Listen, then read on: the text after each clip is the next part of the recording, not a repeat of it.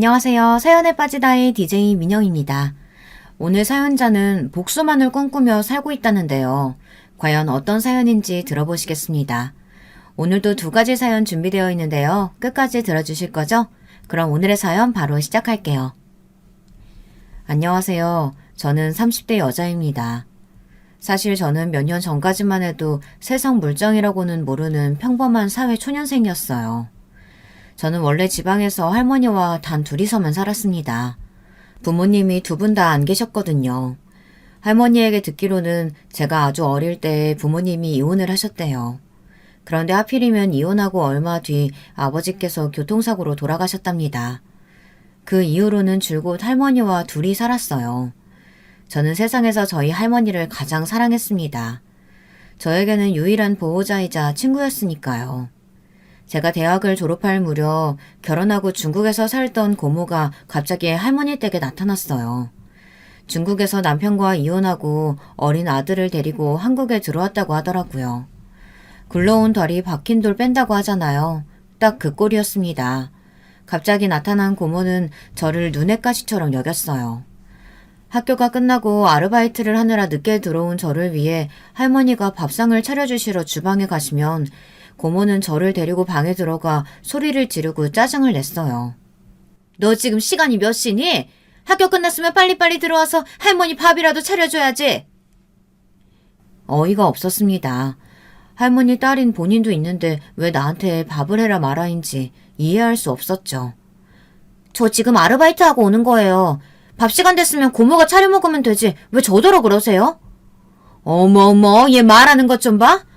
이래서 부모 없는 애들은 티가 난다니까. 그리고 너는 다 큰 애가 왜 아직도 할머니한테 빌붙어 있어? 우리 엄마가 대학까지 보내줬으면 독립해서 할머니 호강시켜줄 생각을 해야지. 어쩜 이기적인 게 네 아빠랑 똑같니? 할머니네 집에서 살겠다고 왔으면 그냥 조용히 살면 될 일이지 갑자기 나타나서는 어떻게든 저를 쫓아내려고 했습니다.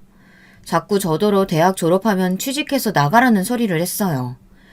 결국은 고모의 모진 구박을 버티지 못한 저는 서울로 올라오게 됐어요. 할머니와 헤어지는 건 너무 슬펐지만 어쩔 수 없었습니다. 고모 말대로 대학도 졸업했고 그 동네에서 젊은 제가 일할 만한 마땅한 일자리도 없었어요. 아르바이트만 해서는 할머니에게 효도는커녕 생활비조차 드릴 수 없으니까요. 그렇게 서울살이를 시작한 저는 일자리부터 찾았습니다. 돈이 급하다 보니 다른 건 보지도 않고 바로 근무할 수 있는 자리를 찾았습니다. 강남에 있는 골프장이었는데 전화나 받고 예약이나 받으면 되는 일이었어요. 비전이 있는 일은 아니었지만 그래도 돈이 필요하니 일하면서 새로운 일자리를 구해보자 싶었죠. 전화만 받고 안내만 하면 되는 일이라길래 만만하게 생각했는데 생각처럼 쉽지 않더군요. 매일 꽉 끼는 유니폼을 입고 높은 구두를 신고 하루 종일 서 있다 보니 집에 오면 그대로 쓰러져 자기 바빴습니다. 계획은 새로운 일자리를 구할 때까지만 일하려고 했는데 그 회사에서 꽤 오래 일했어요. 거기서 남편도 만났습니다. 남편은 제가 근무하던 골프장 대표의 친구였어요. 처음엔 남편에게 전혀 관심이 없었습니다. 평일 대낮부터 매일 골프장이나 드나드는 남자가 괜찮을 리 없잖아요. 사실 솔직하게 말하자면 남편은 저는 아예 꿈도 못 꿀 정도로 부잣집 도련님이에요. 골프장 다른 직원들 말이 청담동에 유명한 에스테이트 건물이 있는데 거기 대표라고 하더라고요. 쉽게 말해 건물주다 보니 매일 한량처럼 골프나 치러 다니는 거였죠. 그런데 제가 그 남자와 결혼을 했습니다. 골프장에 올 때마다 저에게 자꾸 수작을 걸고 친한 척을 하길래 제가 만만해서 그러는 건 줄 알았는데 어느 날 제 휴대폰 번호를 물어보더니 저녁이나 먹자고 하더라고요. 저는 호기심 반 관심 반으로 남자를 따라 나갔습니다. 그리고 얼마 뒤 남편과 저는 연인 사이가 되었고 결혼까지 하게 됐어요. 사실 지금 생각해보면 그때 남편이 저녁을 먹자고 했을 때 단번에 거절을 했어야 했습니다. 그랬으면 제 인생이 이렇게 꼬이진 않았을 거예요. 사실 결혼하게 된 것도 말이 되질 않았습니다. 제가 남편과 연애를 시작했을 때 드라마 속 한 장면처럼 골프장으로 시어머니가 찾아오셨어요. 혼자도 아니고 시어머니 아시는 분들을 잔뜩 데리고요. 당시엔 저도 시어머니가 누구인지 몰랐을 때니 근무하던 대로 했어요. 그런데 시어머니께서 저에게 갑질을 하기 시작했습니다. 시어머니 일행 중 한 분이 골프장에 처음 온 분이었는데 예약하지 않고 오셔서 골프장 이용이 어려우셨죠. 그런데 갑자기 시어머니께서 저에게 소리를 지르며 막무가내로 나왔어요. 네가 뭔데 이용을 못한다 만다 난리야? 여기 이분이 누군 줄 알아? 여기 골프장을 통째로 인수하고도 남을 뿐이라고. 여기 대표 어딨어? 이 대표 어디 갔냐고? 시어머니는 대표까지 부르면서 저를 쏘아봤어요. 시어머니의 큰 소리에 골프장 대표가 달려나왔어요. 무슨 일이냐고요. 그런데 대표가 시어머니를 보고 눈이 휘둥그레지더니 아는 체를 했습니다. 준석이 어머님 오랜만에 오셨네요. 저희 직원이 뭘 잘 몰라서 실수했나 봐요. 바로 준비해드릴 테니까 조금만 기다려주세요. 대표 입에서 나온 이름은 바로 제 남편의 이름이었어요. 저는 깜짝 놀랐습니다. 지금 제 앞에 서 있는 분이 남자친구의 어머니였던 거니까요. 그때까지만 해도 저는 우연인 줄 알았어요. 그런데 알고 보니 시어머니께서 아예 작정을 하고 저를 보러 온 거였더군요. 이 대표가 우리 아들 친구라 내가 믿고 어려운 손님 모시고 온 건데 서비스를 이런 식으로 할 거야? 무슨 저런 애를 직원으로 써? 당장 잘라! 시어머니는 옆에 있는 일행들에게 저런 애한테는 본때를 보여줘야 한다면서 대표에게 저를 자르라고 난리를 쳤습니다. 저는 다른 걸 다 떠나서 제 남자친구의 어머니가 저렇게 몰상식하고 무식한 졸부의 모습을 하고 있다는 것이 충격적이었어요. 그뿐이 아니었어요. 시어머니는 처음부터 저에게 경고를 하기 위해 온 거였죠. 제가 퇴근할 시간까지 골프장에서 기다렸다가 퇴근하려고 하는 저를 불러서 본인의 차에 태웠습니다. 그러더니 저에게 한다는 소리가 경악스러웠죠. 내가 우리 아들이 지금까지 만난 여자애들 다 만나고 다녔지만 너는 최악 중에 최악이다. 대학도 지잡대 골프장에서 전화나 받는 것도 모자라서 어떻게 부모까지 없을 수가 있어? 시어머니는 이미 제 뒷조사까지 다 했더라고요. 제가 나온 학교랑 사는 곳, 가족관계까지 싹 다 말이죠. 저는 온몸에 소름이 돋았습니다. 너랑 한 공간에 앉아있는 건 오늘이 마지막이다. 내 말 무슨 말인지 알지? 좋게 말로 할 때 내 아들 옆에서 떨어져. 안 그러면 내가 너 서울 하늘 아래 발도 못 붙이게 살게 할 테니까. 당시에 남편이 돈 좀 있는 집 아들인 줄은 알고 있었지만 드라마에서나 봤던 장면이 제 앞에 펼쳐질 줄은 몰랐습니다. 시어머니는 돈 봉투만 저에게 안 던졌지 말로 가슴에 비수를 푹푹 쑤셨어요. 시어머니의 막말은 성공이었습니다. 원래도 저는 절대 주제 넘는 짓은 하지 않아요. 남편과 연애를 하면서도 이 남자와 결혼까지 할 수 있을 거라고는 애초에 기대도 하지 않았습니다. 조건도 조건이었지만 저는 그 정도로 남편을 사랑하지는 않았어요. 저는 시어머니를 만나고 돌아온 뒤 남편과 헤어지려고 했습니다. 그런데 도대체 어떻게 결혼까지 하게 됐냐고요. 얼마 뒤 제가 임신 사실을 알게 됐습니다. 임신 사실을 알게 된 저는 혼자 끙끙 앓다가 남자친구에게 말했어요. 그런데 남자친구의 반응이 꽤 놀라웠습니다. 아이씨 라고 한마디 내뱉고는 결혼하자고 하더군요. 그때 제 기분은 도저히 말로 설명할 수가 없어요. 결혼을 약속한 사이도 아니었고 예정에 없던 임신이었으니 남자가 놀란 거야 당연하지만 그때 남편의 표정은 딱 아이씨 똥 밟았네 였습니다. 저는 이대로 이런 남자와 결혼해서 사는 게 맞나 매일 밤 고민했어요. 하지만 방법이 없었어요. 남편과 헤어지게 되면 뱃속의 아이는 어떻게 해야 할지 답이 없었거든요. 당연히 제 아이니 낳아 키워야 하지만 자신이 없었습니다. 뱃속 아이를 아버지 없는 아이로 키우고 싶지는 않았거든요. 할머니께서 저를 금이야 오기야 길러주셨지만 사실 저도 부모 없이 자랐잖아요. 부모의 부재가 아이를 얼마나 힘들게 하는지 제가 가장 잘 알기 때문에 아이를 저처럼 자라게 할 수는 없었습니다. 저는 뱃속의 아이만을 생각하며 이를 악물고 결심했어요. 결혼해서 행복하게 살아보기로요. 그런데 제 인생은 참 이상해요. 순탄하게 넘어가지는 일이 없었습니다. 제 임신 사실을 알고도 시어머니는 끝까지 결혼을 허락하지 않았어요. 남편을 따라 청담동의 으리으리한 저택에 결혼 허락을 받으러 갔는데 저를 보자마자 시어머니는 들고 있던 찻잔을 바닥에 던졌어요. 내가 너 다시 볼 일 없게 하라고 했지? 그 염치 없는 얼굴을 들고 어떻게 또 내 앞에 나타나? 저는 무슨 대역죄인이라도 된 것처럼 거실에 고개를 푹 숙이고 서 있었어요. 시어머니의 차가운 눈빛이 너무 무서워서 도저히 눈을 마주칠 수가 없었습니다. 그래도 남편은 저와 아이가 걱정되기는 하는지 제 앞을 가로막고 섰어요. 엄마, 이제 좀 포기해. 그럼 내 새끼 임신한 여자를 나더러 버리기라도 하라는 거야? 아무리 돈밖에 모르는 엄마라도 양심은 있어야지. 뭐야? 이 멍청한 자식아. 어쩜 만나도 저런 년을 만나. 내가 사람들 보기 창피해서 살 수가 없다. 당신이야말로 작작 좀 해. 무식하게 컵이나 바닥에 던지고. 당신 좀 창피하다고 그럼 우리 집 핏줄을 버려? 괜히 나중에 후회할 짓 하지 말고 당장 애 배 나오기 전에 식부터 올려. 그래도 다행이었던 건 시아버지께서 핏줄을 아주 중요하게 여기신다는 겁니다. 시부모님께서는 자식이라고는 남편 하나뿐이다 보니 유독 더 손주가 생겼다는 사실에 기뻐하셨어요. 시아버지와 남편의 고집 덕분에 얼마 뒤 저는 식을 올리고 시댁에 들어가 살게 됐습니다. 어쩌다 보니 제가 청담동 며느리가 되기는 했지만 결혼식장에 들어가면서도 걱정이 많았어요. 정말 이런 식으로 결혼하는 게 맞나 싶어서요. 하지만 결혼식 날 할머니의 모습을 보고 더는 걱정하지 않기로 했어요.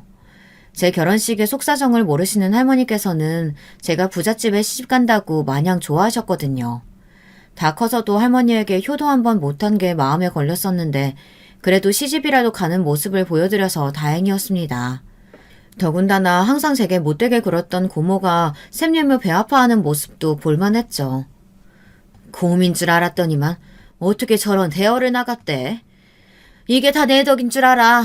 내가 너 서울 올라가라고 해서 네가 네 남편 만난 거잖아. 그 덕 잊지 말고 평생 나한테 잘해라. 본인이 서울로 나를 내쫓았기 때문에 제가 남편을 만난 거라며 평생 은혜를 갚으라네요. 저는 얄미운 고모를 봐서라도 보란듯이 잘 살아야겠다 싶었어요. 하지만 제 결혼 생활은 지옥이나 다름없었습니다. 제 다짐만으로 잘 살아갈 수 있는 환경이 아니었죠. 저는 결혼식이 끝나자마자 시부모님과 함께 살았어요. 사실 저는 시부모님께서 처음에 시댁에 들어와서 살라고 했을 때 조금 기대했어요. 식을 올려도 시어머니께서 저를 며느리로 인정하지 않으실 줄 알았는데 그래도 옆에 데리고 살면서 좀 가깝게 지내고 싶으신 마음이 있기는 한가 보다 싶어 내심 기대했죠. 그런데 제 착각이었습니다. 시어머니께서 같이 살자고 하신 건 저를 가족으로 인정해서가 아니라 아무렇게나 부려먹을 생각이었어요. 네가 평범한 집안 자식 정도만 돼도 내가 이 정도로 걱정은 안 할 텐데 워낙 부족한 게 한두 가지여야 말이지. 이 집에 살면서 우리 집안이 어떤 집안인지 직시하고 김 여사가 하라는 대로 배우고 시키는 대로 해. 내가 그나마 좀 쓸만하다 생각이 들면 그때 호적은 정리해 줄 테니까. 식을 올리고 한 집에 사는데도 시어머니는 저를 이 집 식구로 인정하지 않았습니다. 결혼하고 배가 만삭이 될 때까지도 혼인신고를 못하게 했어요. 시어머니께서는 당신의 기준에 제가 부합할 때가 되면 그때 저를 며느리로 인정하고 혼인신고도 해주겠다고 하셨습니다. 쉽게 말해 며느리 테스트 같은 거였죠. 그러다 보니 저는 시어머니 말씀에 한마디라도 토를 달 수가 없었어요.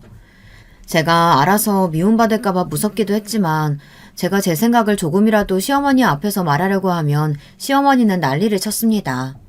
한 번은 그런 적이 있었어요. 시어머니는 한 달에 한 번 집에 손님들을 초대해 파티를 열고는 했는데요. 시어머니께서 운영하시는 에스테틱 VIP들을 모시고 접대를 하는 자리였죠. 파티 일주일 전부터 시어머니는 굉장히 예민했습니다. 음식 준비부터 세팅, 집안의 꽃장식까지 시어머니가 하라는 대로 그대로 해야만 했습니다. 하나라도 마음에 안 들면 다 던지고 부숴버렸어요. 옆에서 시어머니를 지켜보고 있으면 꼭 분노조절 장애 환자 같았죠. 조금만 화가 나도 불같이 화를 내고 손에 집히는 대로 다 망가뜨려야 직성이 풀렸거든요. 그래도 저는 시어머니에게 인정받고 싶은 마음에 제가 도와드릴 건 없을까 싶어 시어머니 주변을 맴돌았습니다. 저도 명색이 이 집안 며느리니까요. 그런데 시어머니는 제 꼴도 보고 싶어 하지 않았어요. 배도 나와서 거슬려 죽겠는데 왜야 그렇게 앞에서 알짱거려? 사람들 앞에서 결혼 전에 임신해서 시집왔다고 광고하니? 자기 손주를 임신한 며느리더러 툭하면 배가 나와서 거슬린다고 하셨어요. 심지어 옷으로 좀 가리기라도 하라고 하셨습니다. 결혼 전에 임신한 게 자랑이냐고요. 저는 시어머니의 호통 소리를 들으면 항상 눈이 질끈 감기고 어깨가 잔뜩 움츠러들었어요. 하지만 애써 차가운 손을 세게 움켜쥐며 얼굴에 미소를 지었습니다. 중요한 파티인데 저도 좀 돕고 싶어서요. 제가 뭘 하면 좋을까요?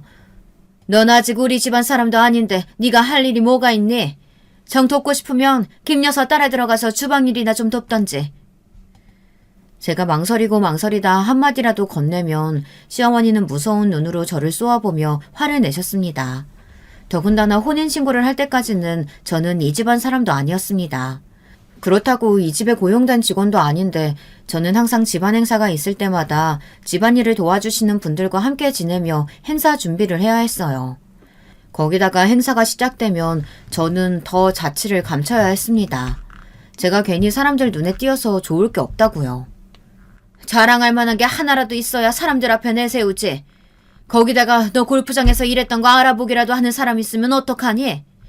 아휴, 나는 상상만 해도 너무 싫다. 시어머니는 제가 골프장 데스크에서 일했던 사실을 아는 사람이라도 있을까봐 걱정하셨어요. 그런 며느리를 봤다는 게 너무 창피하다고요. 처음엔 저도 일하는 분들과 같은 대접을 받는다는 게 당연히 서운했지만 시간이 지날수록 익숙해졌습니다. 언제부턴가 저는 집안에 손님이 오시면 알아서 집 안에 숨어 있었어요. 저에게 더는 도망칠 곳이 없었어요. 이 집이 아니면 만삭의 몸으로 할머니가 계신 시골에 다시 내려가야 했으니까요.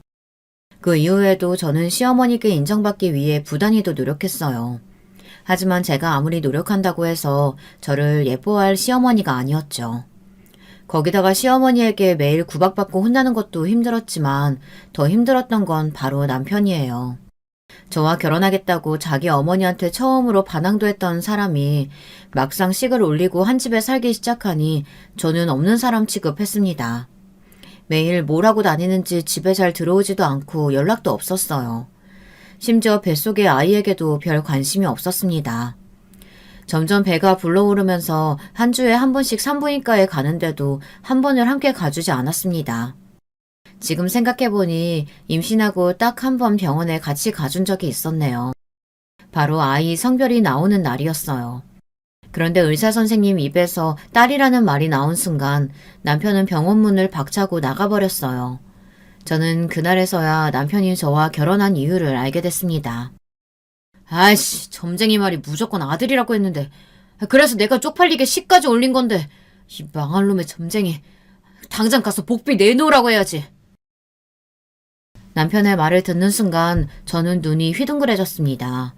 남편은 아이가 생긴 저를 책임지기 위해 식을 올린 게 아니라 제 뱃속의 아이가 아들이라고 해서 저와 식을 올린 거였어요. 당신, 그게 무슨 소리야? 우리 아이가 아들인 줄 알고 나랑 결혼한 거였어? 그리고 나랑 식 올린 게 쪽팔려? 그런 사람이 나랑 지금까지 어떻게 살았어? 저는 너무 서러워서 절로 눈물이 뚝뚝 떨어지는데 남편은 혼자 화가 나서 얼굴이 새빨개졌습니다. 그러더니 하는 소리가 기가 차더군요. 얼씨구, 네가 울긴 왜 울어? 그 점쟁이가 네 뱃속 애가 딸이라고 했으면 당연히 너랑 결혼 안 했지. 내가 미쳤다고 너같이 아무것도 없는 초년이랑 결혼을 하겠냐? 알고 보니 시아버지께서 워낙 핏줄을 중시하시고 아들에게만 재산을 물려주시는 걸로 유명하더라고요. 그런데 남편이 워낙 젊어서 사고를 많이 치고 다니니까 시아버지께서 에스테틱 건물을 남편에게 물려주지 않겠다고 하신 거예요. 시아버지께서 옛날부터 사업차 동남아 쪽에 가 계신 일이 많았대요.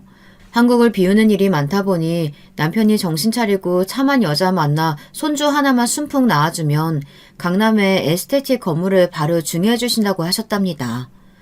남편은 그래서 시어머니에게 반항까지 하며 임신한 저와 결혼을 한 거였어요. 점쟁이가 제 뱃속 아이가 아들이라고 한 말을 믿고요. 저는 그때의 배신감을 잊지 못합니다. 물론 남편처럼 생각 없고 철없는 사람이 저를 진심으로 사랑했다고 믿지는 않았지만 그래도 아이만큼은 불쌍하게 여기고 걱정하고 있다고 기대했어요. 그런데 일말에 제 기대감이 산산조각이 난 거죠. 그날 이후로 남편은 아예 저를 거들떠보지도 않았어요. 거기다가 아이가 태어날 때까지 시아버지나 시어머니에게 뱃속 아이가 딸이라는 소리는 찍소리도 하지 말라고 했습니다. 내가 아들이라고 큰소리 쳤는데 아니라는 거 알면 아버지가 지금 당장 우리 둘 다 내쫓을 수도 있어. 그러니까 애 나올 때까지 찍소리도 하지 마. 암튼 도움이 되는 게 없어. 저는 남편이나 시어머니와 이야기를 나누다 보면 저도 모르게 불룩하게 나온 배를 꽉 끌어안았어요. 혹시나 이 몰상식한 사람들이 하는 소리가 다 제 아이 귀에 들어가기라도 할까봐요. 그리고 저는 더는 혼인신고를 미루면 안 될 것 같아 시아버지께서 한국에 잠깐 들어오셨을 때 선수를 쳤습니다. 조금 있으면 아이가 태어날 텐데 아직 혼인신고도 못했다고요. 시아버지가 동남아로 돌아가시고 나면 시어머니께 또 혼날 게 뻔했지만 저는 상관없었습니다. 이왕 일이 이렇게 된 거 제 아이를 위해 호적이 필요했어요. 괜히 바보처럼 멍하니 있다가 혼인신고나 아이 출생신고도 못하고 이 집에서 쫓겨나면 안 되니까요. 어차피 뱃속 아이가 딸이라는 사실은 남편도 숨기고 싶어하니 어쩔 수 없이 제 뜻대로 해줄 거라는 걸 알았습니다. 너희는 아직 혼인신고도 안 하고 뭐 했어? 우리 손주 나오면 바로 출생신고부터 해야 되니까 바로 가서 하고 와. 오기서 지금 당장 얘네 데리고 구청 가서 혼인신고부터 해줘. 시아버지의 성화에 못 이기는 척 저는 남편을 따라 혼인신고를 했습니다. 혼인신고를 하러 가는 내내 남편이 저를 쏘아보았지만 저는 애써 모르는 척 했어요. 어차피 이 집구석에서 사람 취급도 못 받고 사는데 저도 제 나름대로 살궁리는 해야 했으니까요. 역시나 시아버지께서 출국하시자마자 시어머니는 저를 붙잡고 따져 물었습니다. 이게 애 낳을 때 되니까 꼴에 아주 잔머리를 굴리는구나. 그런데 어쩌지? 네가 그래봤자 내 손바닥 위야. 시어머니는 콧방귀를 뀌시고는 혼인신고를 하고 나서도 저를 여전히 무시하셨어요. 저는 하루하루 말라갔습니다. 임신하고도 아이가 나올 때까지 채 7kg도 찌지 않았어요. 병원에서 이런 상태면 출산할 때나 아이를 낳고 난 후 산모 건강에 무리가 올 수 있으니 아이가 나올 때까지는 무조건 잘 먹어야 한다고 했습니다. 하지만 저는 마음 편하게 쉴 수도 먹을 수도 없었어요. 마치 죽을 날을 받아놓은 시한부 같았습니다. 제가 그토록 지키고 싶었던 아이가 태어나고 딸이라는 사실이 알려졌을 때 시부모님께서 저를 어떻게 대하실지를 생각하면 벌써 겁이 났습니다. 시어머니는 그럴 줄 알았다면 어떻게든 저를 내쫓으려고 하실 거예요. 그나마 제 편이었던 시아버지마저 마음이 돌아설 테니까요. 저는 임신한 내내 마음 졸이고 힘들어해서 그런지 출산일이 지났는데도 아이가 나오질 않았어요. 결국엔 유도분만으로 아이를 낳았습니다. 아이가 태어난 날 역시나 시댁 식구들은 아무도 병원에 오지 않았어요. 남편까지도 말이죠. 저는 너무 서러워서 도저히 할머니께도 연락을 할 수가 없었습니다. 제가 남편이나 시부모님께 미움을 받고 있다는 사실을 아시면 얼마나 속상해하실까 싶어서요. 퇴근하기 전날 고모와 함께 서울에 올라오신 할머니는 아이 얼굴만 보고 바로 내려가셨어요. 왜 벌써 내려가 할머니? 내가 서울에 호텔 예약해 줄 테니까 거기서 하루 쉬고 내일 또 아기 보러 와요. 아이고 올라오면서 너희 시부모님 만나기라도 할까봐 내가 얼마나 종종걸음으로 왔는데 할머니는 우리 아기 얼굴 봤으면 됐다. 너희 시부모님 오기 전에 얼른 갈 테니까 우리 공주님 밥 잘 챙겨 먹고 몸조리 잘해. 먹고 싶은 거 있으면 언제든 할미한테 전화하고. 할머니가 바로 보내줄게. 할머니는 병원에 오시지 않을 시부모님 눈치를 보느라 불이 나게 집에 내려가셨어요. 아이가 태어나고 나서부터 저는 전보다 더 유령처럼 지냈습니다. 아무도 저와 아이에게 관심이 없었어요. 저는 아랑곳하지 않고 씩씩하게 버티자 마음먹었습니다. 저에게는 거지 같은 시댁이고 남편이지만 아이가 자라면서 남편을 닮아가고 시부모님을 닮아가다 보면 핏줄이니 시부모님들도 아이만은 예뻐해 주실 거라 믿었어요. 그러던 어느 날이었습니다. 제가 아이를 낳은 지 얼마 되지 않았을 때 일이에요. 그날만 생각하면 저는 아직도 눈물이 펑펑 쏟아집니다. 시어머님께서 아침부터 저에게 호통을 치셨어요. 알고 보니 전날 밤 시어머니께서 저에게 피부과 예약을 잡아놓으라고 하셨는데 제가 깜빡하고 연락을 못했어요. 제가 신생아를 키우다 보니 낮이고 밤이고 애를 재우다 보면 시간 가는 줄 몰랐거든요. 그러다 보니 까마득하게 잊고 있었던 거죠. 그런데 시어머니는 예약이 된 줄 알고 피부과에 갔다가 예약이 안 되어 있어서 그냥 돌아오신 거예요. 시어머니께서 원래 그런 거에 좀 예민하세요.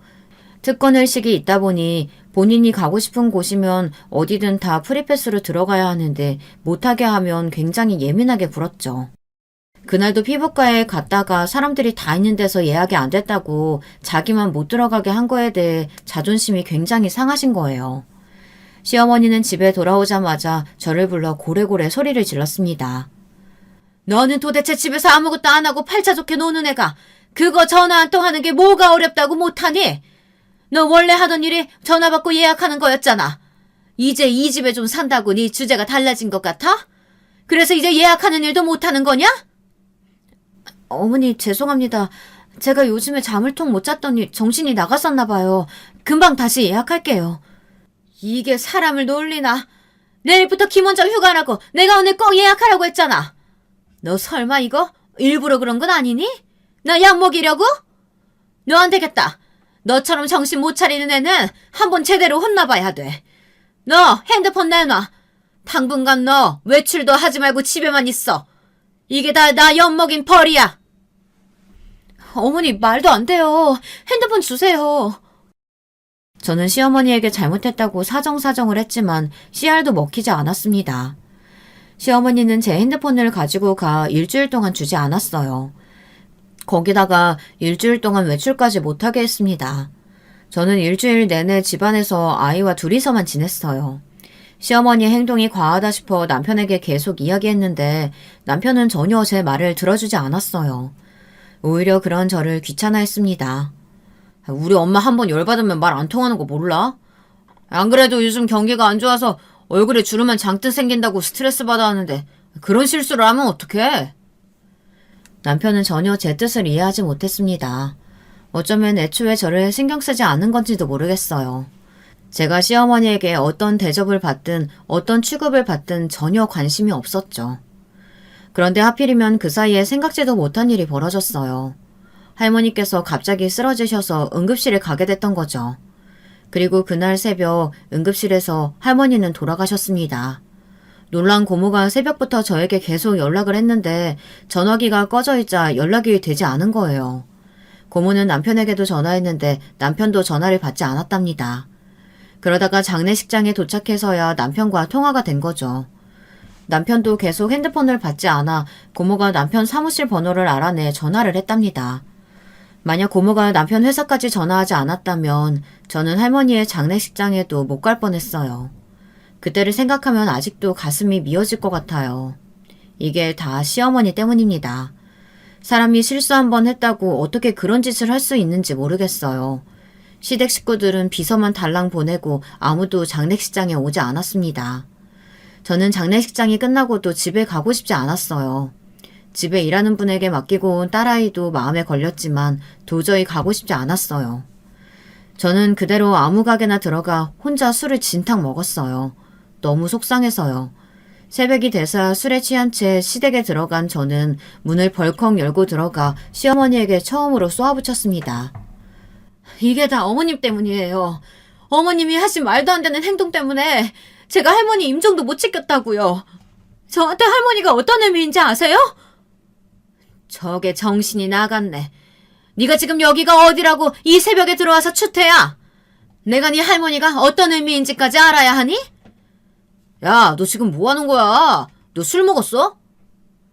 술에 취해 제가 소리를 지르자 시어머니는 어이가 없다는 듯 저를 흘겨보고 계셨고 옆에 있던 남편이 놀라서 저를 말렸어요. 이거 나도 참을 만큼 참았어. 매일 노예처럼 부려먹고 구박하는 집구석에서는 더는 못 살겠어. 나 지금 당장 내 아이 데리고 나갈 거니까 그런 줄 아세요. 저도 모르게 속에 있던 말이 불쑥 튀어나오고 말았습니다. 결혼하고 지금까지 이 집을 벗어나고 싶다는 생각은 내내 했지만 참고 참았어요. 참아야 했으니까요. 그런데 제 말에 시어머니의 인미가 실룩거리더니 바짝 올라갔습니다. 더는 제 인생에 할머니께서 갑자기 돌아가신 것처럼 말도 안 되는 일은 벌어지지 않을 줄 알았는데 아니었습니다. 잠시 후 더 믿기지 않는 일이 벌어졌어요. 제 말에 시어머니는 소리까지 내며 크게 우셨습니다. 그러더니 저에게 다가와 저를 꼭 안아주더군요.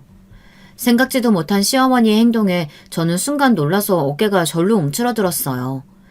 그런데 그때 시어머니께서 제 귀에다 대고 속삭이는 소리에 저는 온몸에 소름이 돋았습니다. 아주 잘 생각했어. 네가 드디어 좀 내 마음에 드는구나. 시간 끌 거 없이 지금 당장 내 집에서 네 딸 데리고 나가. 제게 나가라는 말 한마디를 던진 시어머니는 집안에서 일하는 여사님에게 곧바로 제 짐을 싸라고 하셨습니다. 잠시 뒤 제 짐과 딸아이 짐이 고스란히 현관 앞에 놓여 있었어요. 저는 잔뜩 찌푸린 눈빛으로 남편을 올려다봤습니다. 그러자 남편이 하는 말이 가관이더군요. 나를 왜 쳐다봐? 네가 먼저 더는 우리 집에서 못 살겠다며. 난 우리 집에서 못 나가니까 너나 나가. 그럼 우린 딸은? 당신 우리 딸도 버리겠다는 거야?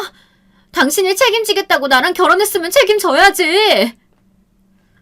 저는 남편의 거지 같은 면상을 마주보고 싶지도 않았지만 제 딸아이의 아버지였어요. 지금까지 남편이 딸에게 애정을 주지는 않았지만 그래도 이런 식으로 자기 자식을 버릴 거라고는 생각지 못했습니다. 얘 하는 것 좀 봐. 네가 네 입으로 나랑은 못 살겠다고 네 새끼 데리고 나가겠다고 할 땐 언제고 이제는 아들하고 내 사이까지 찢어놓으려고 수쓰는 거니? 얘 아주 무서운 애네. 이래서 검은 머리 짐승은 거두는 게 아니라니까. 저도 술에 취해 실수한 것은 맞지만 일이 뭔가 이상하게 돌아갔습니다. 시어머니는 기다렸다는 듯 갑자기 본인이 피해자인 척하며 저에게 아들과 본인의 사이를 찢어놓으려고 제가 여우짓을 한다네요. 거기다가 더 어이없던 건 남편의 태도였습니다. 나도 더는 힘들어서 너랑 못 살겠다. 이래서 어른들이 다들 결혼은 수준 맞는 사람하고 해야 한다고 하는 건데 내가 실수했어. 애까지 생겨서 불쌍해서 데리고 살아줬더니만 고마운 줄도 모르고 양심도 없이 구네. 당신 지금 말 다 했어? 저 갓난애를 버리고 나랑 이혼이라도 하겠다는 거야? 애 핑계 대지 마. 너도 나나 우리 집안 좋아하지도 않으면서 우리 집 돈만 보고 우리 집안 며느리로 살아보겠다고 빌붙어 있었던 거잖아. 너희 할머니 병원비에 장례식 비용까지 내가 다 냈으니까 그거 위자료 했다고 치고 넌 그냥 조용히 이 집에서 나가. 저는 보고 싶지 않으니까. 너무 기가 차고 어이가 없어서 말도 나오질 않았습니다. 저는 말을 해볼 기회조차 없이 시댁에서 쫓겨났어요. 그렇게 저와 남편은 식을 올린 지 1년 만에 헤어지게 됐습니다. 지난 세월 끔찍했지만 저에겐 천사 같은 딸이 남아있었어요. 할머니마저 돌아가신 세상에 저는 딸과 단 둘만 남게 됐습니다. 저는 어떻게든 딸을 잘 키우기 위해 하루하루 열심히 살았어요. 제 수중에 있던 3천만 원을 가지고 반지하 월세를 구했어요. 동네에 어린이집을 알아보고 아이를 보냈습니다. 어린 아기를 어린이집에 맡기고 도저히 발이 떨어지지 않았지만 할 수 없었어요. 아이와 먹고는 살아야 하니까요. 저는 백화점 판매직으로 근무했어요. 근무 시간에 비해 월급이 적지 않았거든요. 물론 힘든 순간도 많았습니다. 아이를 혼자 키우다 보니 남편에게 찾아가 위자료나 양육비라도 달라고 사정이라도 하고 싶은 순간이 굴뚝 같았지만 저는 꾹 참았습니다. 그런 거지 같은 인간들과는 더는 엮이고 싶지 않았어요. 혼자 나와서 아이와 둘이 살다 보니 형편은 넉넉하지 않아도 마음이 이렇게 편할 수가 없었어요. 왜 내가 진작 나오질 않았을까 후회마저 되더군요. 그런데 얼마 뒤 믿기지 않는 일이 벌어졌습니다. 백화점에서 일하고 있는데 어린이집에서 연락이 왔습니다. 아기가 계속 음식을 토하고 어디가 안 좋은지 계속 몸을 웅크리고 운다고요. 저는 걱정이 돼서 같이 일하는 직원에게 양해를 구하고 곧장 어린이집에 가서 아이를 데리고 병원에 갔습니다. 아무래도 뭔가 잘못 먹은 것 같아 동네 소아과에 갔는데 병원에서 이상한 소리를 했어요. 아이의 심장 소리가 좋지 않다고 큰 병원에 가보라고 하더라고요. 그 순간 저는 하늘이 무너지는 것 같았습니다. 아이를 키우다 보면 당연히 아플 때도 있지만 큰 병원에 가라고 하니 겁이 덜컥 나더라고요. 저는 마음을 가다듬고 그 길로 바로 택시를 타고 대학병원에 가서 검사를 받았습니다. 그런데 믿기지 않는 일이 벌어졌어요. 제 딸아이가 선천적으로 심장기형 질환을 타고났다네요. 우리나라에서 많지 않은 희귀병인데 곧바로 수술을 받아야 한다고 했습니다. 바로 수술을 받지 않으면 위험할 수도 있다고요. 이쯤 되니 제가 전생에 죄를 지어도 아주 큰 죄를 지었구나 싶었어요. 사람 인생이라는 게 이렇게 꼬이고 꼬일 수가 있나요? 저는 딸아이의 병증에 대해 알고 난 뒤 병원 화장실에 들어가 펑펑 울며 제 머리를 세게 때렸습니다. 이게 팔자 더러운 저 때문에 일어난 일인 것 같아서요. 하늘도 무심해요. 부모가 없이 살아온 제가 안쓰럽지도 않은지 이제는 하나뿐인 자식마저 빼앗아가려고 하시니까요. 저는 정신 바짝 차리고 백화점부터 그만뒀습니다. 지금 당장 딸아이를 살리는 게 급했으니까요. 우선 수술 날짜부터 잡고 병원에 입원했어요. 그때 제 머릿속에 딱 한 가지 생각만 있었습니다. 우리 딸을 살려야 한다는 마음뿐이었죠. 하지만 현실이라는 건 언제나 잔인합니다. 수술비도 간신히 마련했는데 수술이 끝나고 나니 그때부터 병원비가 말도 안 되게 불어났어요. 비급여 주사 비용이 몇백만 원은 넘는 것도 있었어요. 결국은 집 보증금까지 빼서 다시 병원비로 냈는데도 입원 기간이 길어지니 병원비를 감당할 수가 없었어요. 더군다나 제가 24시간 아이 옆에 붙어 있어야 하니 일도 할 수 없었죠. 저는 어쩔 수 없이 자존심이라는 자존심은 다 버리고 시댁에 찾아갔습니다. 그리고 바닥에 무릎을 꿇고 시어머니에게 사정했어요. 딸아이가 아픈데 병원비가 없다고요.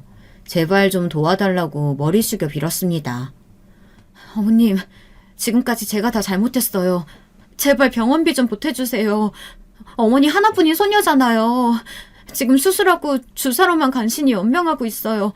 그 주사 못 맞으면 우리 아기 죽어요. 제발요. 어머, 얘 지금 뭐라는 거야? 걔가 왜 내 손녀야? 네 딸이지. 그러게 애 좀 잘 키우지. 보란듯이 잘 살겠다고 나가놓고는 어떻게 했길래 애를 이 지경으로 만드니? 난 너한테 줄 돈 10원 한 푼도 없으니까 괜한 짓 하지 말고 썩 꺼져. 사람의 탈을 쓰고 어떻게 저렇게 사악한지 모르겠습니다. 병원비가 힘들면 주사 비용이라도 몇백만 원만 좀 빌려달라고 애원했는데 시어머니는 저를 내쫓았어요. 저는 그대로 시댁에서 쫓겨나 한참을 그 앞에서 울었습니다. 그런데 그때 시댁에서 일하시는 김 여사님이 나오셨어요. 안에서 저와 시어머니의 이야기를 다 들으셨는지 제가 안쓰러우셨나 봅니다. 이 돈 얼마 안 되는데 아이 병원비에 보태서 써요. 도저히 내가 눈물이 나서 이대로는 못 보내겠어. 무슨 일 있으면 나한테 꼭 전화해요. 알았죠? 저는 김 여사님이 주신 봉투를 들고 얼마나 울었는지 몰라요. 결혼하고 시댁에서 한 1년 저를 본 게 다인 분도 제가 안쓰러워 가진 돈을 다 빌려주시는데 자기 손녀가 죽게 생겼다는데도 눈 하나 깜빡 안 하는 시어머니가 악마처럼 느껴졌죠. 유리 아빠는 아직 그 회사에서 일하죠? 저번에 보니까 핸드폰 번호가 바뀌었던데 혹시 그 사람 번호 좀 알 수 있을까요? 사실 시댁에 오기 전에 남편에게 계속 전화를 했어요. 워낙 상황이 급하다 보니 거지 같아도 남편에게 부탁하려고 했거든요. 그런데 김 여사님이 하시는 말씀이 놀라웠습니다. 어머, 몰랐어요? 유리 아빠 조금 있으면 재혼할 것 같아요. 그새 여자를 언제 만났는지 요즘 사귀는 여자 데리고 집에 자주 와. 사모님도 되게 마음에 들어하는 눈치고. 괜히 연락해서 또 상처받지 말고 유리 살리는 데만 신경 써요. 남편이 재혼을 한답니다. 새로 만난 여자가 외국에서 공부하다 온 수재에다가 집안도 되게 좋다네요. 그래서 시어머니께서 슬슬 재혼을 시키려고 준비 중이래요. 그 소리를 듣는데 제 가슴은 산산이 찢기는 것 같았습니다. 이 집을 나와 제가 딸아이와 고군분투하고 있는 동안 남편은 아주 잘 먹고 잘 살고 있었어요. 저는 마음은 아프지만 신경 쓰지 않기로 했습니다. 이게 제가 선택한 인생이니까요. 남편이 밉고 싫었지만 김 여사님 말대로 지금 당장은 아이를 살리는 데만 신경 써도 모자랐어요. 그렇게 시간이 흘러 딸아이는 1년 넘게 버티고 하늘나라로 갔습니다. 두 번째 생애를 얼마 남기지 않고 가버렸습니다. 그 정도를 버틴 것도 병원에서는 기적이라고 했어요. 사실 수술이 끝났을 때 경과가 좋지 않아 6개월도 버티기 힘들 거라고 했어요. 그런데 제 딸은 1년이나 넘게 제 곁에 있어줬어요. 몇백씩 하는 비급여 주사를 계속 맞으면서 버틸 수 있을 때까지 버텼거든요. 그 병원비를 어떻게 다 감당했느냐고요. 저도 지금 생각하면 정말 신기합니다. 제가 매일 밤 하늘을 원망한 게 효과가 있었는지 하늘에서 제게 작은 선물을 하나 보내줬어요. 시어머니에게 거부당하고 김 여사님에게 받은 봉투를 받아 병원으로 향하는데 뜬금없이 고모에게 연락이 왔어요. 저희 친어머니가 나를 찾아왔다고요. 저는 전혀 몰랐는데 친어머니는 좀 있는 집 아가씨였답니다. 아버지와의 결혼을 집안에서 반대해서 반대를 무릅쓰고 그 시골에 내려와 아버지와 저를 낳고 살았는데 무기력한 아버지의 모습에 실망하게 된 어머니는 저를 낳고 바로 이혼하신 거죠. 원래 부족한 거 없이 유복하게 자랐던 어머니가 그 시골에서 농사나 지으며 살라고 하니 답답했던 거죠. 저를 낳고 바로 아버지와 이혼한 어머니는 공부를 하기 위해 일본으로 가셨대요. 외가에서도 어린 나이에 이혼한 딸을 한국에 두기 창피하다 보니 도피 유학을 보낸 거죠. 그러다가 일본에서 만난 남자와 재혼을 했답니다. 남자는 일본의 백화점을 운영할 정도로 부자라 평생 돈 걱정은 안 하고 살았대요. 어머니의 재혼 상대는 아이를 낳을 생각이 없는 사람이라 자식도 낳지 않고 살았는데 얼마 전에 그 남자가 죽어서 그 많은 재산이 다 어머니에게 상속이 됐대요. 일본에서 자식도 없이 혼자가 되자 이제야 저를 찾아야겠다 싶으셨던 거죠. 이제야 찾아와서 미안해.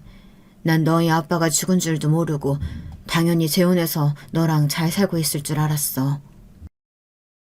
당시에 아버지도 젊은 나이였으니 당연히 재혼해 잘 살고 있을 줄 알았답니다. 어머니가 제가 보고 싶어도 이미 잘 살고 있는 애 앞에 나타나기 미안했다네요. 저는 갑자기 나타난 친어머니에게 하나도 서운하지 않았어요. 저도 이만큼 인생을 살다 보니 맞지 않는 사람과 자식 때문에 참고 산다는 게 얼마나 바보 같은 짓인지 잘 아니까요. 저는 다른 걸 다 떠나서 돈 많은 친엄마가 갑자기 제 앞에 나타났다는 것만으로도 행운이라고 생각했어요. 저는 염치 없지만 어머니에게 제 딸을 살려달라고 애원했습니다. 그렇게 어머니의 도움으로 우리 딸 유리는 하늘나라에 가기 전까지 큰 고통 없이 갈 수 있었어요. 딸아이가 떠나고 제 심장이 사라져버린 것만 같았지만 그래도 어머니께서 그 고통을 이겨낼 수 있게 옆에서 많이 도와주셨어요. 그런데 생각지도 못한 문제가 있었어요. 아이의 사망 신고를 하러 구청에 갔는데 말도 안 되는 일이 벌어져 있었습니다. 저는 까마득하게 몰랐는데 호적상 제가 이미 미혼모로 되어 있더군요. 애초에 남편과 혼인신고를 한 내용이 없었어요. 이게 도대체 무슨 일인가 봤더니만 남편과 시댁 사람들이 모두 다 작당하고 저를 속인 거더군요. 아이가 태어나기 직전에 분명 남편 비서와 구청에 가서 혼인신고를 했어요. 그런데 이 사람들이 저를 속이고 신고를 하지 않은 거예요. 딸아이의 출생신고도 제 밑으로만 해놓은 거였어요. 그러니까 쉽게 말해 호적상으로는 저는 미혼모였고 남편은 결혼한 적이 없고 아이를 낳은 적도 없는 거였죠. 순간 저는 끓어오르는 분노를 참을 수가 없었습니다. 이미 남편에게 당할 만큼 당했고 속을 만큼 속았다고 생각했는데 아니었어요. 끝도 없이 남편의 만행은 계속해서 나왔습니다. 매일 밤 아픈 아이를 끌어안고 울면서도 누구도 원망하지 않으려고 노력했습니다. 남편도 시댁도 저에게 매몰차게 굴었지만 미워하지 않으려고 애썼어요. 그 사람들도 다 사정이 있었겠지 하는 마음으로 눈물을 삼켰습니다. 하지만 더는 안 되겠어요. 처음부터 저와 딸아이를 기만하고 무시한 인간들을 도저히 참아줄 수가 없었습니다. 저는 그날 이후 모든 것이 달라졌습니다. 다른 사람으로 새로 태어났어요. 얼마 뒤 저에게도 말도 안 되는 일이 벌어졌습니다. 장소는 서울의 한 고급 일식당이었어요. 저는 명품으로 온몸을 휘감고 비싼 고급 세단을 타고 일식당 앞에 내렸습니다. 그리고 직원의 안내에 따라 예약된 룸 문을 활짝 열고 들어갔어요. 그 순간 저는 아직도 잊지를 못합니다. 룸 안에 서 있던 시어머니와 남편의 얼굴을요. 저를 보고 놀라 한껏 경악한 얼굴로 어쩔 줄 몰라 했습니다. 너 뭐야? 네가 왜 여기 있어? 그 꼴은 또 뭐고? 너 지금 네가 입고 있는 옷이 얼만지리나 알아? 전 남편은 역시나 멍청했어요. 상황 파악이라는 걸 할 줄 몰랐죠. 지금 내 딸한테 뭐 하는 거야? 당장 사과해.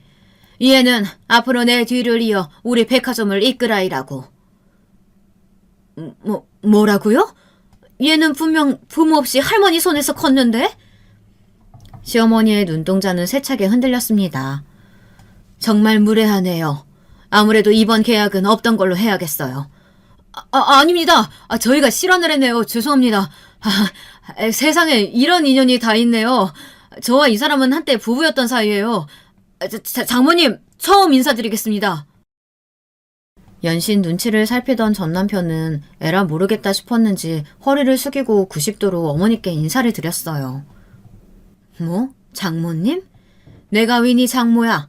거지 같은 게 어디서 주제도 모르고. 이게 다 어떻게 된 일이냐고요?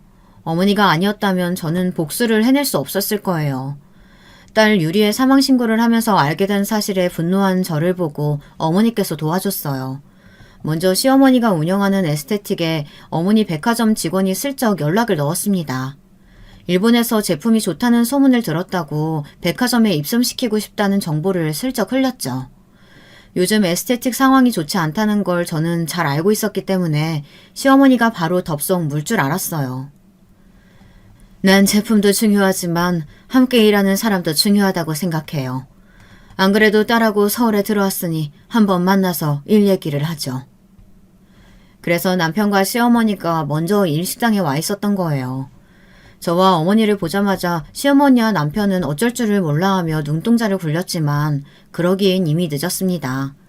어머니께서 식탁에 놓인 음식을 한번 쭉 보시더니 회가 담긴 접시를 들어 남편의 얼굴에 부어버렸습니다. 그러자 남편은 바로 바닥에 무릎을 꿇고 앉았어요. 자식이 죽든 말든 신경도 안 쓴 그 더러운 면상 좀 보려고 불렀는데 도저히 구역질 나서 같이 앉아있지는 못하겠네. 내가 비즈니스에 대해서 아주 확실한 편이라 당신들이 내 딸한테 함부로 했다고 해서 나도 불이익을 주지는 않을 거야. 대신 앞으로 에스테틱 거는 내 딸에게 100% 일임할 거니까 그런 줄 알아요. 당연하죠. 저희가 확실히 모시겠습니다. 남편이라는 인간은 참 배알도 없어요. 바로 저에게 대표님이라고 부르더군요. 거기 앉아 계신 여자 대표님은 하실 말씀이 없으신가 봐요? 아닙니다. 저도 이번 일을 위해 사력을 다해야죠. 제 앞에 무릎을 꿇고 앉은 시어머니와 남편의 꼴을 보고 있자니 절로 쓰드숨이 튀어나왔습니다. 저와 어머니가 가게를 벗어나기 직전까지 뒤따라 나온 시어머니와 남편은 허리도 들지 못했어요.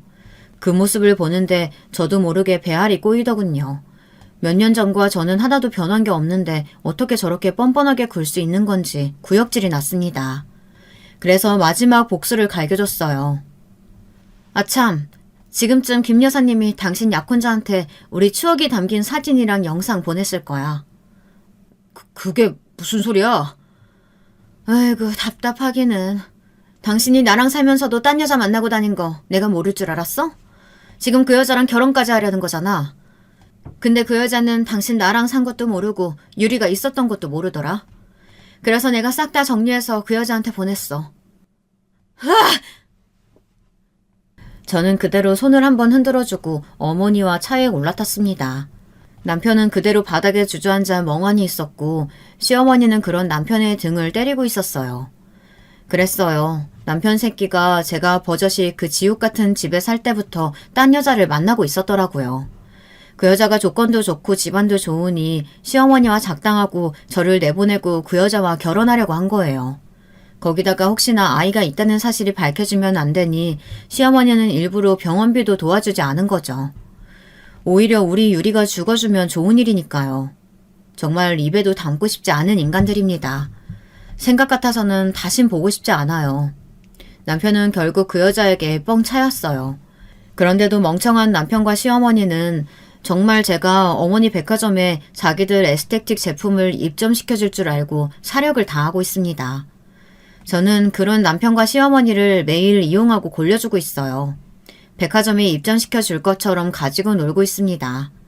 저의 복수는 아직 끝나지 않았습니다. 이러다가 이 짓도 질리면 무참하게 밟아줄 거예요. 남편과 시어머니의 회사를 망하게 할 생각입니다.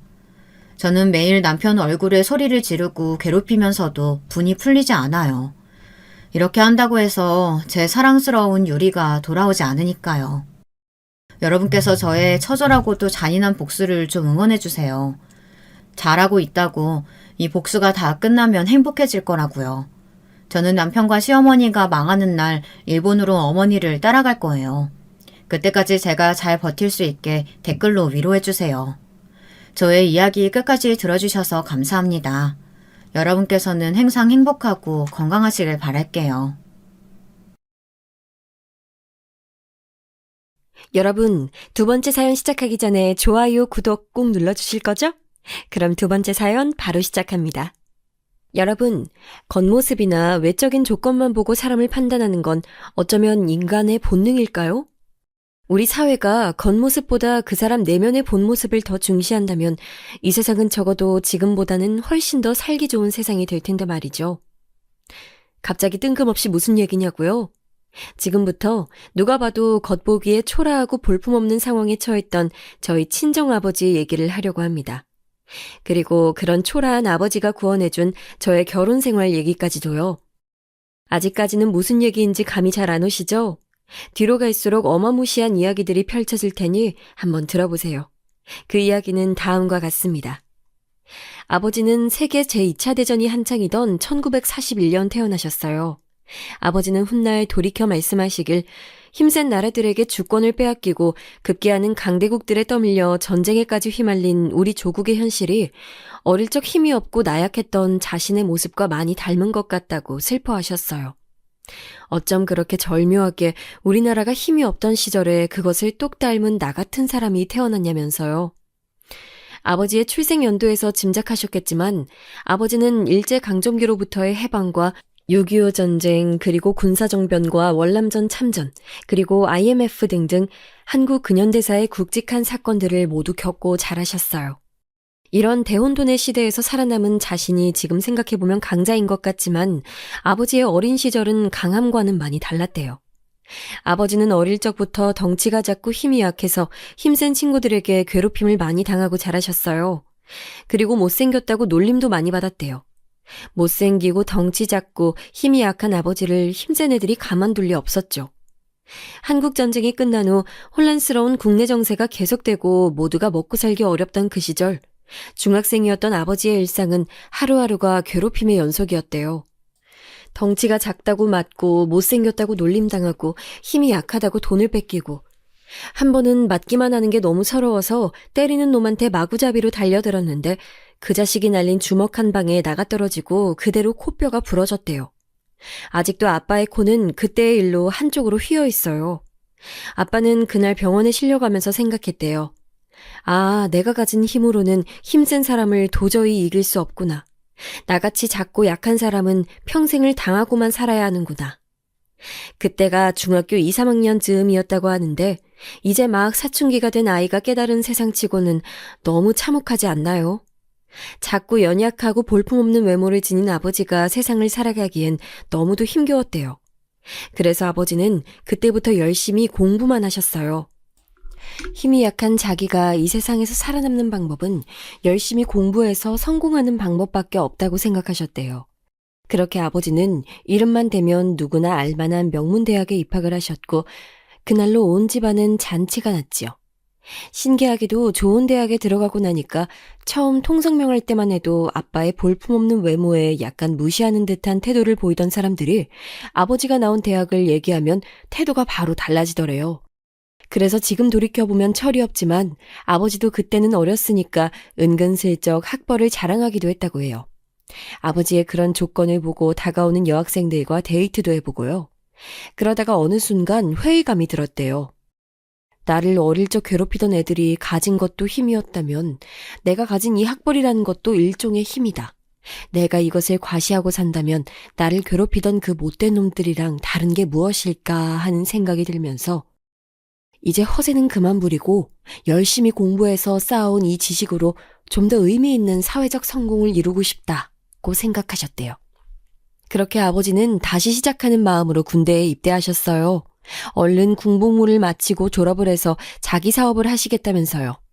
앞서 말씀드렸듯이 아버지가 군복무를 하시던 시절엔 그 유명한 베트남 전쟁 파병이 있던 때였습니다. 아버지가 있던 부대 역시 파병에 나설 인원을 모집했는데 어릴 적 괴롭힘만 당하고 살았던 아버지는 어릴 적 연약하기만 했던 자신이 지금은 어려움에 처한 나라에게 도움을 줄 수 있는 가치 있는 사람이 될 수도 있겠다는 기대감에 뒤도 안 돌아보고 파병을 자원하셨대요. 그렇게 파병된 베트남 땅은 기대했던 현실과는 많이 달랐다고 합니다. 파병 후 며칠이 지나고 항구에서 부대로 이동하는데 베트콩 게릴라군이 나타나서 기관총을 쏘아대고 수류탄을 날리는가 하면 겁먹은 아군이 마구잡이로 쏜 총알에 동료가 맞기도 했대요. 어디 그뿐인가요? 베트남의 밀림에 의해 사건에 비하면 3배쯤 더 무서웠대요.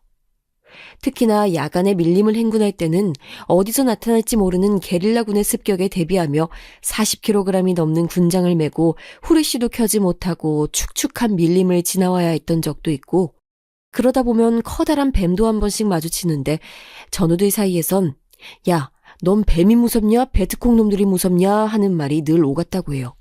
그럴 때마다 아버지는 야, 베트콩이고 뱀이고 쏴 죽이면 그만이지만 나는 오늘 보급이 안 올까가 제일 무섭다 라고 대답하셨다고 해요.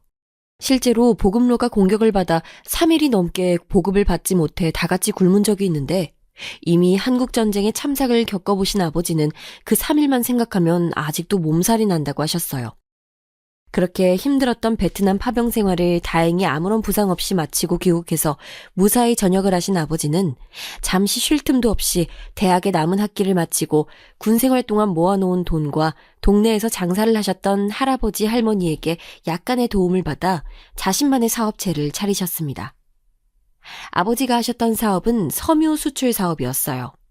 60년대부터 상승곡선을 그리던 한국의 수출 강세가 70년대에 들어서는 아버지가 하셨던 섬유 수출 사업과 맞물리면서 엄청난 성공을 거두었어요.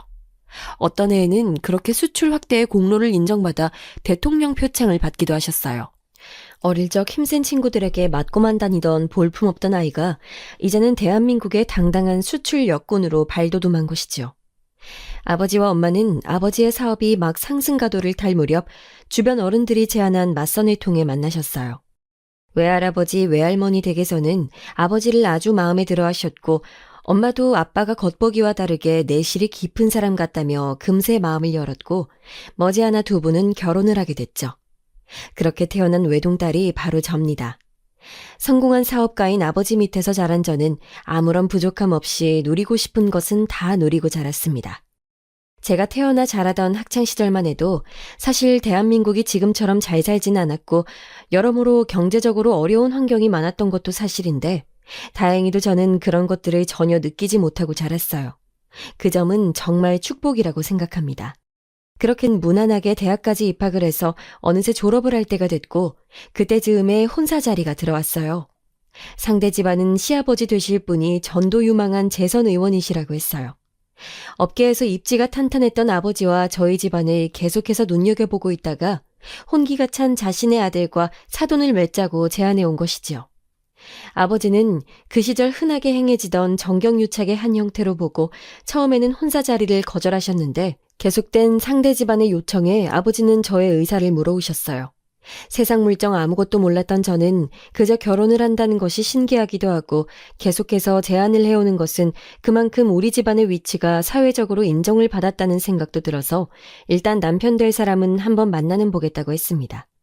맞선 자리에서 처음 만난 남편은 너무나 젠틀하고 교양 있는 청년이었습니다.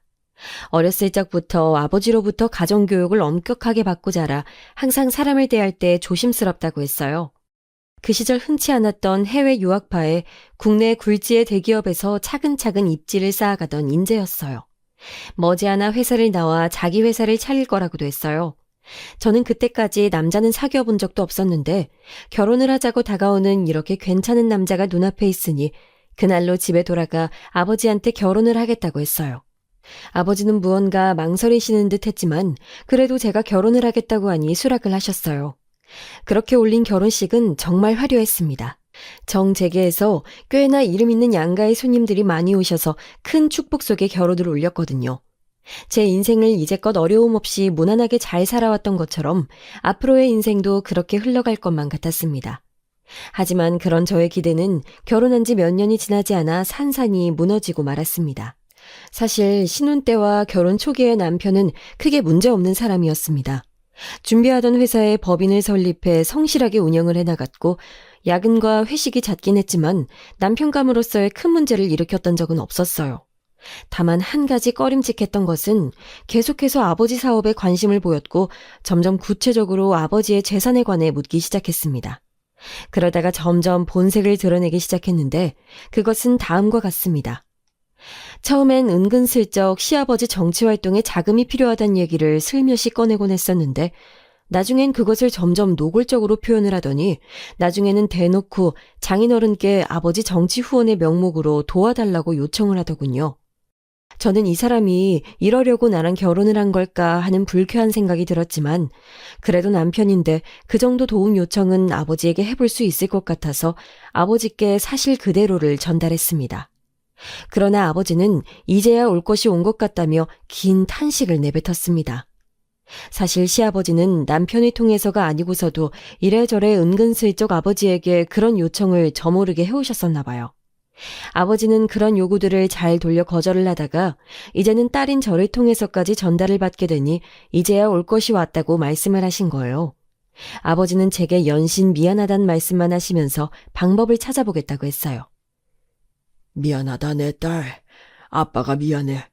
아빠가 힘이 없어서 정말 미안해. 저도 미안해하시는 아버지를 보며 마음이 편치 않았어요.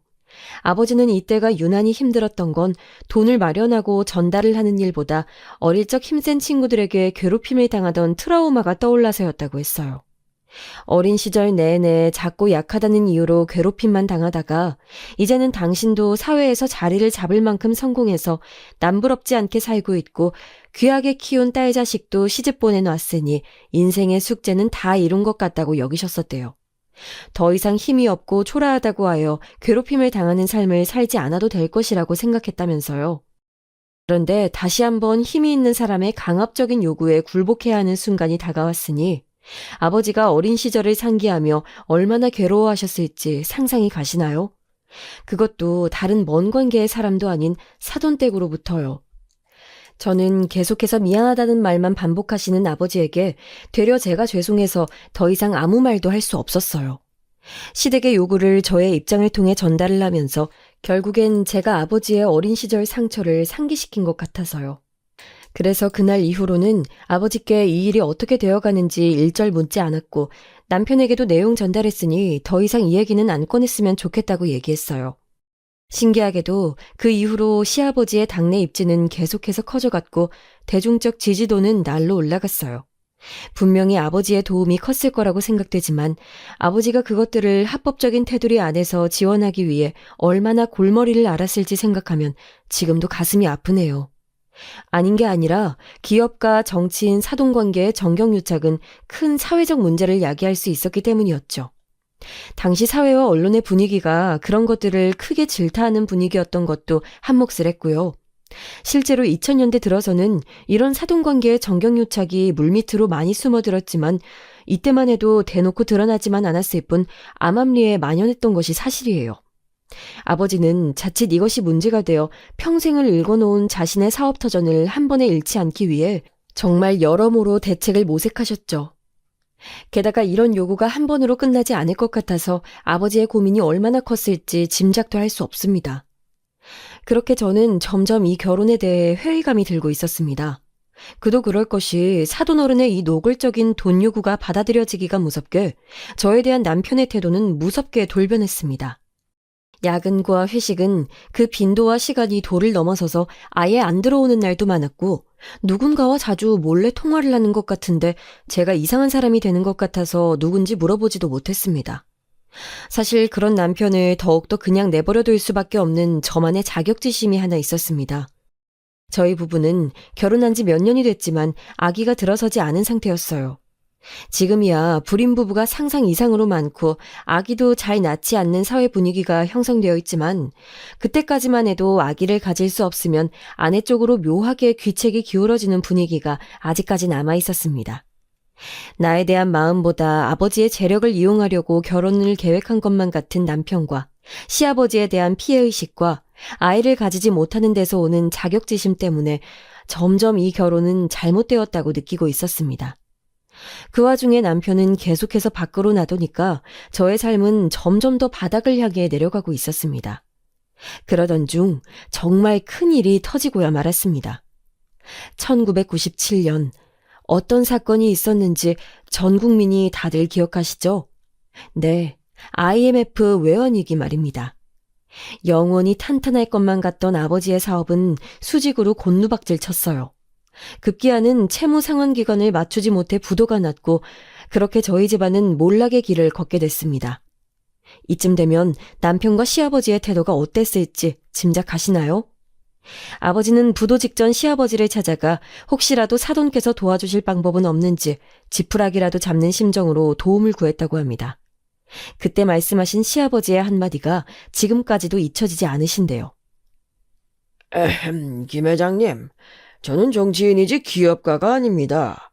지금 시기에 저를 이렇게 찾아오시면 제 입장이 굉장히 곤란해집니다. 아무리 국가 부도 상황이라지만 머지않아 상황이 나아지겠죠. 오늘은 일단 돌아가시죠. 아니, 제가 그동안 어떻게 사돈 어른을 도와드렸는데 이러실 수가 있습니까? 제가 돈을 달라는 것도 아니지 않습니까? 상환 기한까지 부도를 막을 수 있는 일말의 도움이라도 주실 수 있는 것 아닙니까? 도움이라니요? 큰일 날 말씀. 누가 들으면 어쩌려고 그래요? 제가 무슨 도움을 받았다는 거죠? 정치인에 대한 허위사실 유포는 중죄입니다. 박 부장관, 김 회장님 바깥까지 모셔다 드려. 사돈어른! 사돈어른!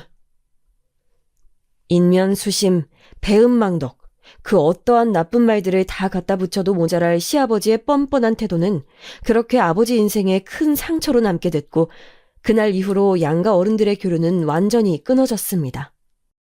그런 시아버지가 이제는 다 망한 사업가를 굳이 돌볼 필요가 없었을 테죠.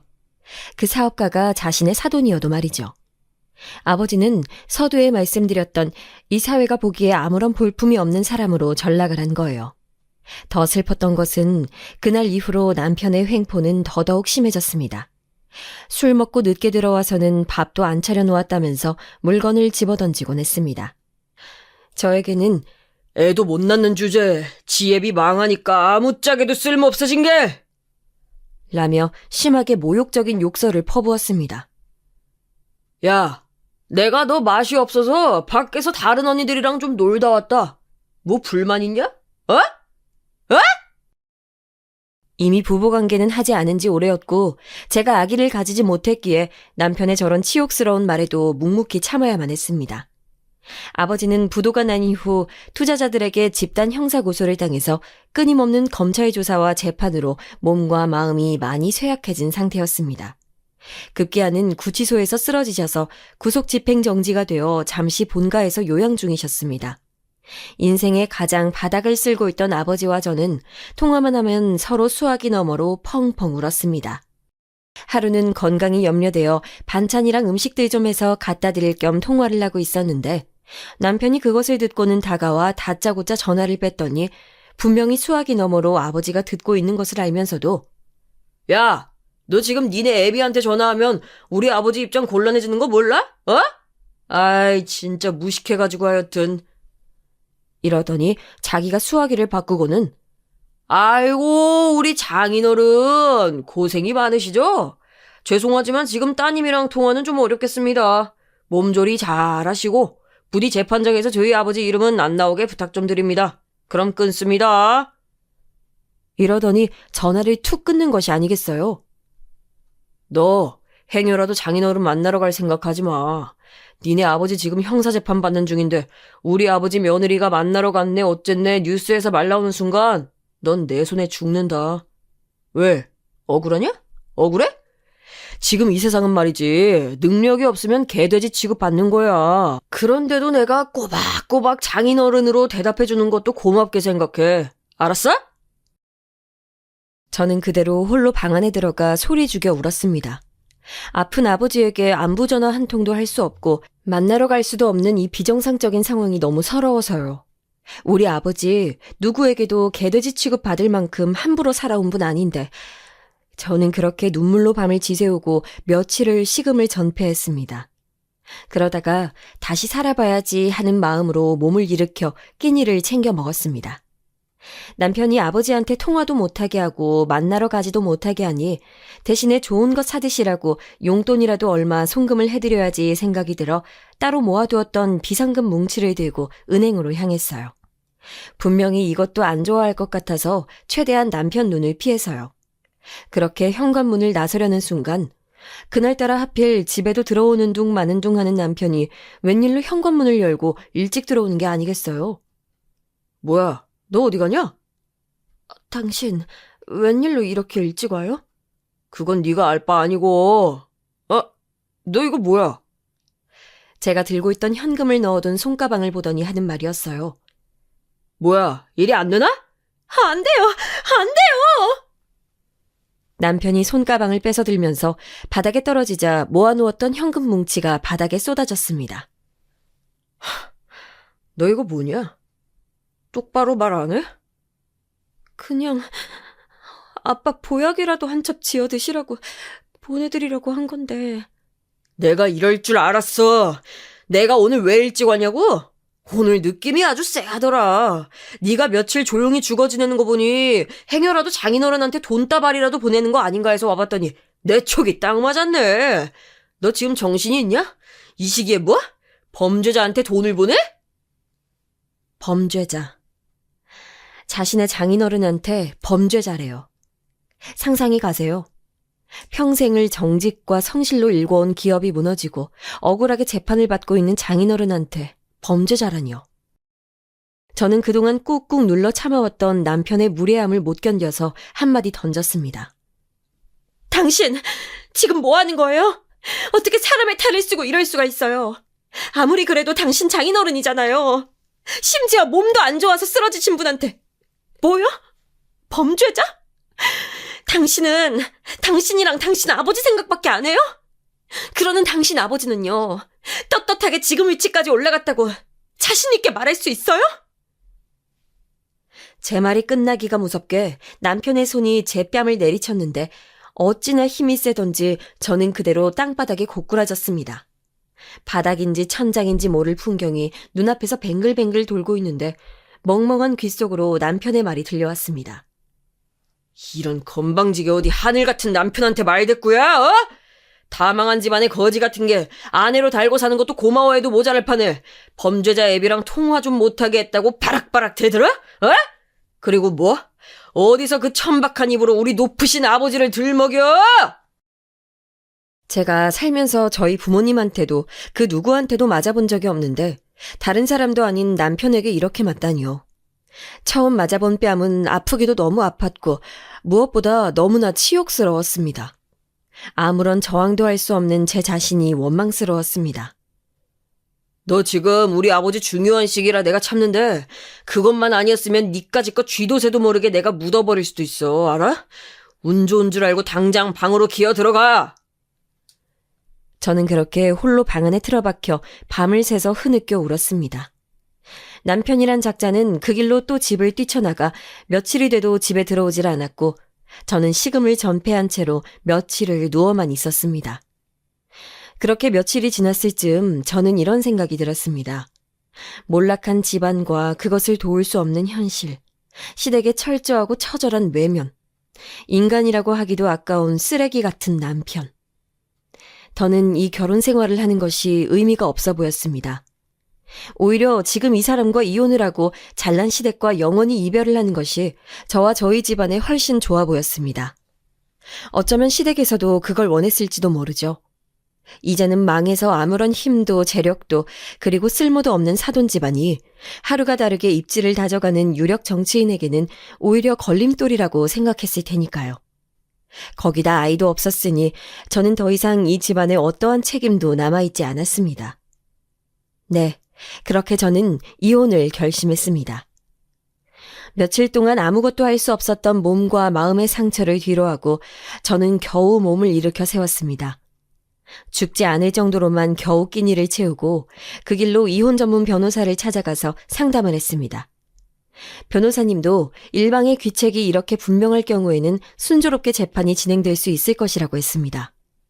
앞으로의 절차와 필요한 서류 등의 안내를 받고서는 다시 집으로 돌아오는 길에 아버지에게 몰래 전화를 드렸습니다.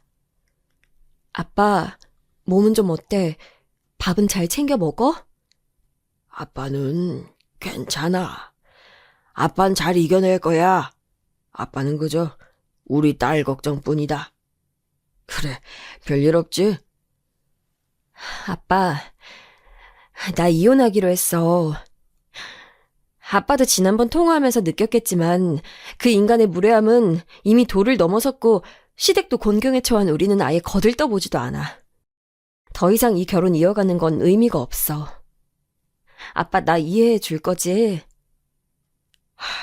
수진아, 아빠가 미안하다.